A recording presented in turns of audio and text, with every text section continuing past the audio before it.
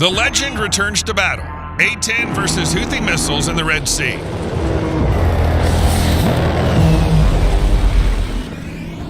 In this video, you'll witness another episode in the ongoing confrontation between the Houthis and U.S. armed forces. But this time it's different.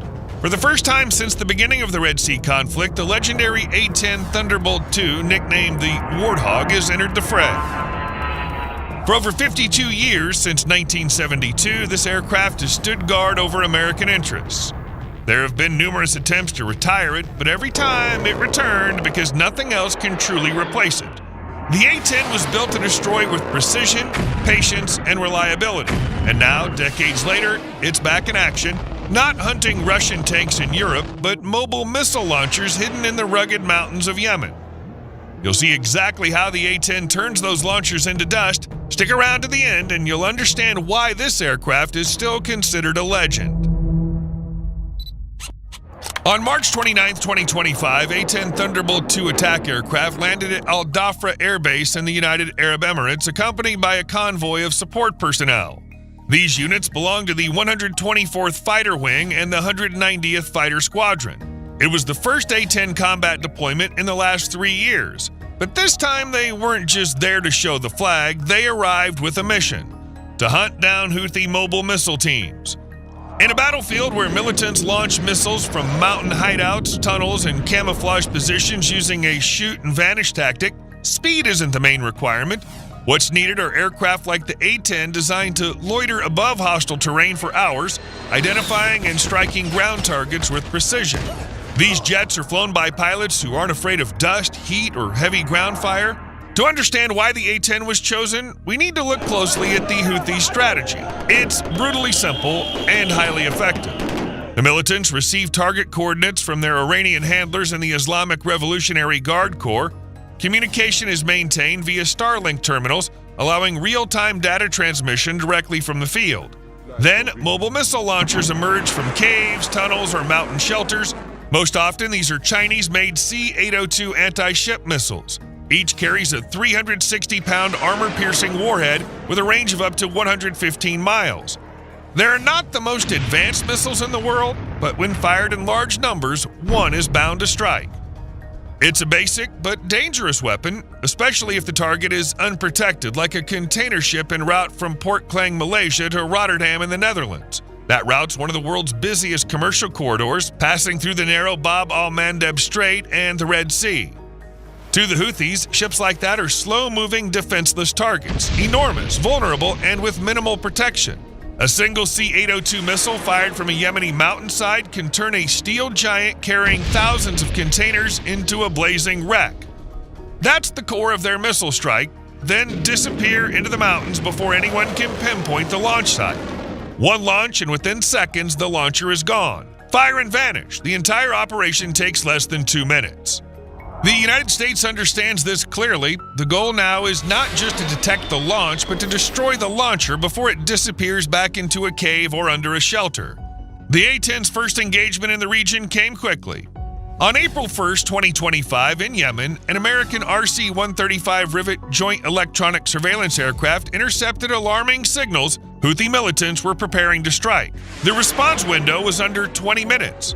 Alarms blared at Al Dhafra Air Base and the scramble order was given.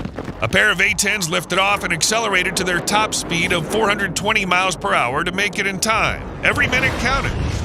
En route, the pilots activated the AN/AAQ-28 Lightning Targeting Pod, a system that can detect and track targets up to 28 miles away using thermal signatures, visual input, and infrared imaging. Within minutes, the target was spotted, a missile launcher emerging from a cave. The Houthis believed they were invisible. Their radar systems were offline, taken out in earlier strikes. Weather conditions were clear. The angle of attack was ideal. The A-10 closed in from a distance of 4 miles. A short burst from the GAU-8 Avenger cannon followed. 260 rounds of 30mm armor-piercing shells, each weighing nearly a pound and tipped with depleted uranium, tore through the air at over 3,280 feet per second. 2 seconds later, the launcher was a pile of twisted, smoking metal. Mission accomplished. But even the A-10 has vulnerabilities. It flies low and slow, often attacking targets at close range. This makes it susceptible to ground fire. Fully aware of this, American commanders ensured the aircraft had proper cover before their first sortie. Over Yemen, EA-18G Growler's electronic warfare jets launched from the deck of the USS Dwight D. Eisenhower, hull number CVN-69, took to the skies. Equipped with the next-generation jammer, these aircraft intercept enemy radar signals, identify radar types, and direct powerful, focused jamming pulses at them. The system delivers a staggering 270 kilowatts of power, enough to fry the electronic guts of any radar. To put that in perspective, a typical cell phone emits about 1 watt, meaning the jammer is 270,000 times more powerful. Russia's Vepr electronic gun, used in Ukraine to jam everything within several hundred meters, outputs 30 kilowatts, 9 times less. A high-powered FM radio station might push 100 kilowatts. This system delivers 270. It effectively blinds Houthi air defenses. In just 15 minutes, the Growlers knocked out 3 active radar installations, clearing the skies for the A-10 to operate safely. The next day, April 2nd, brought another engagement. A satellite detected abnormal thermal signatures in the mountains, an area with no roads, no infrastructure, and no legitimate reason for a heavy truck to be present. Intelligence quickly concluded it was likely a mobile missile launcher. The data was relayed to the Air Force. Just 5 minutes after the satellite reading, another pair of A-10s took off. The lead pilot locked onto the target from 26 miles out using the Lightning Pod. The launcher was camouflaged, but not well enough. Its silhouette was clearly visible in infrared. To eliminate the threat, the pilot selected the AGM-65 Maverick, a laser-guided missile with an armor-piercing warhead. It weighs roughly 125 pounds. Launch, impact, explosion. The missile struck the launcher dead center. A secondary detonation followed. It was the missile that had already been loaded on the rail. The launcher was destroyed, but the mission didn't end there. Surviving militants from the missile crew attempted to flee the scene in a Toyota pickup truck. The second A-10 locked onto the fleeing pickup. A half-second burst from the GAU-8 fired 50 rounds, shredding the vehicle into twisted metal and human remains scattered across the road. After these 2 devastating strikes, the Houthis realized the rules of engagement had changed. They'd never experienced such swift destruction of their mobile launchers. Field communications went silent. Mobile phones were replaced with hastily laid underground fiber optic cables. Command centers were relocated underground, closer to Sana'a, and Al-Jauf. Launchers were more thoroughly concealed under tarps, beneath overhangs, sometimes even hidden among civilian structures. The A-10 doesn't need radar to find its target. It relies on the Lightning targeting system and can loiter over an area for hours. With aerial refueling from a KC-135 Stratotanker, it can stay airborne for days. The Lightning Pod deserves special mention. It's a sophisticated targeting and navigation system developed by Israel's Rafael in partnership with Northrop Grumman. It features a high-resolution CCD TV camera, a sensitive infrared sensor that functions even through smoke, and a laser rangefinder and target designator. Live video from the pod can be transmitted to ground command centers or other aircraft in real time. Lightning can detect a tank at 28 miles and a human at 6 to 10 miles, regardless of weather or time of day.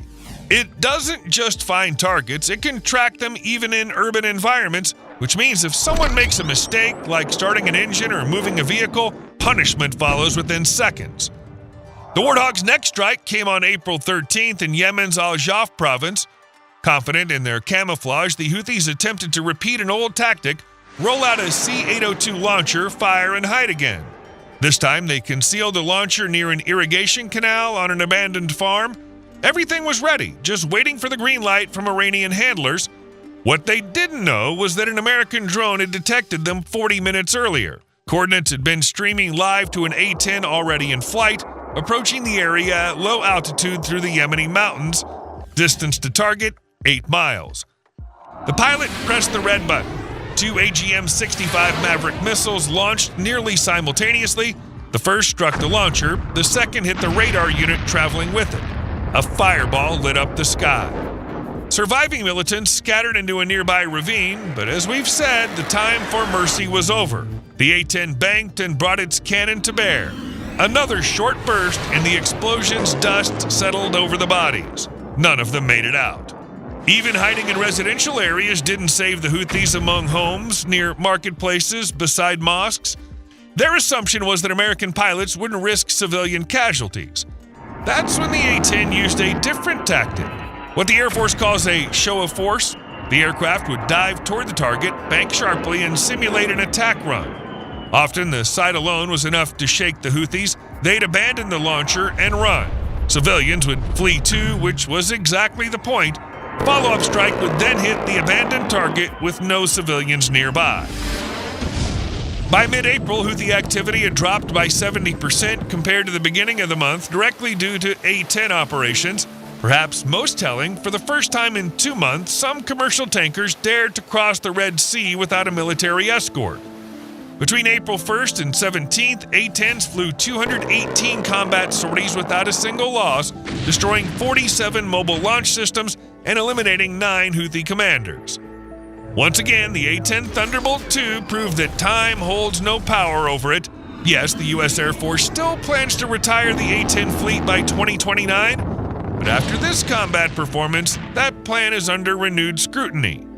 In a real war amid dust, deception, and radio silence, the A-10 showed who truly owns the skies.